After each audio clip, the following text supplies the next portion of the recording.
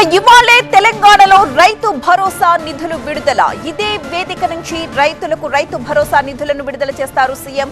మొత్తం 3 విడతల్లో ప్రభుత్వం నిధులను విడుదల చేయబోతోంది. మొదటి విడతలో ఎకరా విస్తీర్ణం లోపు రైతులు ఎవరైతే ఉన్నారో వాళ్లకు ఇవాళ రైతు భరోసా నిధులను రిలీజ్ చేస్తారు. మొదటి విడతలో 3,590 కోట్ల రూపాయలు జమ కాబోతున్నాయి. ఇవాళ ఆదివారం సెలవు దినం కాబట్టి అన్నదాతల ఖాతాల్లో రేపు ఆ డబ్బులు జమవుతాయి. 20 రోజుల తరువాత మళ్లీ రెండో విడతకు సంబంధించిన నిధులు జమవుతాయి. 2,650 కోట్ల రూపాయలు రెండో విడతలో రిలీజ్ చేస్తారు. ఇక మూడో విడతలో 2,760 కోట్ల రూపాయలు విడుదల చేస్తారు.